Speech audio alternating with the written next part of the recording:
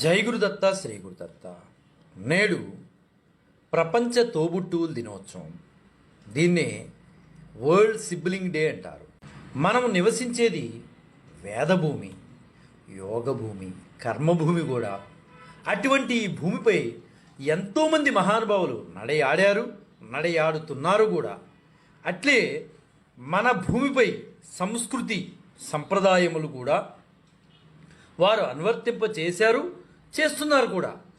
అటువంటి ఈ భూమి మనందరికీ నేర్పిన ఒక మంచి విషయం అదేంటంటే చెడులో కూడా మంచిని చూడమని.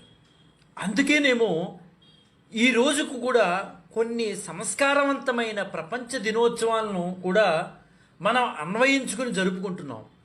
అటువంటి మంచిని స్వీకరించే దినోత్సవాల్లో ఏప్రిల్ 10 ప్రపంచ తోబుట్టువుల దినోత్సవం. రక్తంలో రక్తమై ఒకరికొకరై పండగొచ్చినా, పబ్బం వచ్చినా, కష్టం వచ్చినా, కన్నీళ్ళు వచ్చినా వెంటనే వాలిపోయే వాళ్ళు, ఆసరాగా నిలిచేవాళ్ళు, సమతా మమతలకు, కుటుంబ బాంధవ్యాలకు పర్యాయపదంగా ఉండేవారు మన తోబుట్టువులు మాత్రమే. అలాంటి చక్కటి అనుబంధాన్ని గుర్తు చేస్తూ అంతర్జాతీయ తోబుట్టువుల దినోత్సవం ఏప్రిల్ 10న జరుపుకుంటారు. 1998లో అమెరికాలోని ఒక స్వచ్ఛంద సంస్థ దీన్ని ప్రారంభించింది. ఏటా ఏప్రిల్ 10న దీన్ని జరుపుతున్నారు. తన తోబుట్టువులు కోల్పోయిన ఈ సంస్థ నిర్వాహకురాలు క్లాడియా ఎవర్ట్ అనే ఆమె ఈ రోజున ఏర్పాటు చేసింది. అంతేకాదు ఏప్రిల్ 10 ఆమె చెల్లెలి పుట్టినరోజు కూడా. నిజంగా ఇది గమనార్హమే.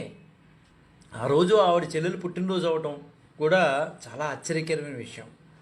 అమెరికాలో ప్రారంభమైన ఈ తోబుట్టువుల దినోత్సవం ఇప్పుడు ప్రపంచవ్యాప్తంగా చాలా దేశాల్లో నిర్వహిస్తున్నారు.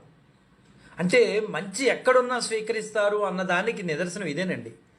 ఆస్ట్రేలియా, ఇండియాలో కూడా దీన్ని జరుపుకోవడానికి ఒప్పుకున్నారు. ఈనాడు మానవ సంబంధాలన్నీ ఆర్థిక సంబంధాలుగా మారిపోతున్నాయి. అన్నదమ్ములు, అక్కా చెల్లెళ్ళు చిన్న చిన్న కారణాలతో, అహంకారంతో, మనస్పర్ధలతో విడిపోతున్నారు. ఇటువంటి సమయంలో ఇటువంటి దినోత్సవాలు జరుపుకోవటం వలన ప్రేమాప్యాయతలకు ఒక వారధిలాగా నిలుస్తుంది. మనకి అందుకనే శ్రీమద్ రామాయణం మొత్తం మానవాళికి ఒక ఆశాజ్యోతిగా నిలిచిందండి. సాక్షాత్ శ్రీరామచంద్రుడే తోబుట్టువుల గొప్పతనం గురించి శ్రీమద్ రామాయణంలో చెప్పిన మాట మనం అందరం గుర్తుంచుకోదగింది. ఇంద్రజిత్తుతో యుద్ధం చేసిన లక్ష్మణుడు అతడు చేసిన అస్త్ర ప్రయోగంతో మూర్చిపోయాడు.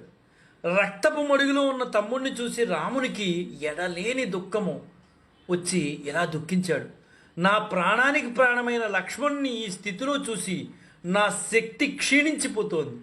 ఒకవేళ లక్ష్మణుడు మరణిస్తే నా జీవితానికి, సంతోషానికి అర్థమే ఉంది. నా వీరత్వం సిగ్గుపడుతోంది. చేతి నుంచి ధనుస్సు పడిపోయినట్లుంది. బాణాలు జారిపోతున్నట్లున్నాయి. కన్నీళ్లతో కళ్ళు నిండి దృష్టి కూడా కనిపించట్లేదు. నేను మరణించాలనుకుంటున్నానని బాధతో, ఓ సూర్యుడా, లక్ష్మణుడా, విజయం కూడా నన్ను తృప్తిపరచలేదు. దృష్టి కోల్పోయిన వ్యక్తి చంద్రుడు ఏ విధంగా సంతోషాన్ని ఇవ్వలేడు, అలాగే ఉంది నా పరిస్థితి ఇప్పుడు. నేను పోరాడి సాధించేది ఏంటి ఇప్పుడు?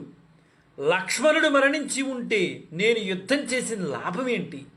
నువ్వు నన్ను ఏ విధంగా వనవాసానికి ముందు అనుసరించావు, అలాగే ఇప్పుడు నేను నిన్ను మృత్యులో అనుసరిస్తాను. యముని వద్దకి నీ వెంట నేను కూడా వస్తానన్న శ్రీరామచంద్రుడు చాలా బాధపడ్డారు. దేశే దేశే కళత్రాణి దేశే దేశే చ బాంధవా తంతు దేశం న పశ్యామి యత్ర భాత్రా సహోదర. దేశే దేశే కళత్రాణి దేశే దేశే చ బాంధవా తంతు దేశం న పశ్యామి యత్ర భాత్రా సహోదర. భార్యలు ఏ దేశంలో అయినా దొరుకుతారు, బంధువులు కూడా ఏ దేశంలో అయినా దొరుకుతారు. కానీ ఏ దేశానికి వెళ్ళినా తోబుట్టువులు మాత్రం దొరకరు. నేను ఇక్కడే ఈ భూమిలోనే మరణిస్తాను, తిరిగి అయోధ్యకు కూడా వెళ్ళను, నాకు నీకంటే ఎవరు ఎక్కువ కాదు అంటూ లక్ష్మణుని చూస్తూ శ్రీరామచంద్రుడు రోధిస్తారు. ఈ సంఘటన వాల్మీకి విరచిత శ్రీమద్ రామాయణంలో యుద్ధకాండలో 101వ సర్గలో 13వ శ్లోకంలో మనకి కనిపిస్తుంది. తోడబుట్టిన వారికి విలువ ఎంత చక్కగా శ్రీరామచంద్రుడు రామాయణం ద్వారా మనకు తెలియజేశారో కదా. అహంకారాలకు పోయి తోబుట్టువులను దూరం చేసుకుంటారా? కొత్తగా పెళ్ళి వచ్చి జీవిత భాగస్వామి కోసం తోబుట్టువులను విడిచిపెట్టమని చెప్పారా ఎవరైనా? శ్రీరామచంద్రుడు మనకు ఆదర్శం కావాలి. బంధువులు బంధుత్వాలు ఎన్నైనా కలుపుకోవచ్చు, కానీ తోబుట్టువుల ఆత్మీయత అనురాగాలు ఎక్కడి నుంచి తీసుకురాలేరు. నేను నా వృత్తిలో బిజీగా ఉన్నానని బయట వారికి చెప్పండి, తోబుట్టువులు మాత్రం చెప్పకండి. వారితో కూడా కళ్ళకాలం గడపండి, వారి ప్రేమను కూడా పంచుకోండి. రామ లక్ష్మణ భరత శత్రుఘ్నుల్లాగా ఆప్యాయతతో జీవించాలి. అప్పుడే మన జీవితం పండుతుంది. రామాయణాన్ని ఎన్నిసార్లు చదివామనేది ముఖ్యం కాదు, అందులో అంశాలు ఎలా ఆచరిస్తున్నామనేదే మనకు ముఖ్యం. నా భగవత్ప్రసాదిత తోబుట్టువులందరికీ కూడా హృదయపూర్వక తోబుట్టువుల దినోత్సవ శుభాకాంక్షలు తెలియజేస్తూ, జై గురుదత్త, శ్రీ గురుదత్త, శ్రీపాద శ్రీవల్లభ చరణదాసుడు, మానికొండ రాజశేఖర శర్మ, రాజమహేంద్రవరం. స్వస్తి.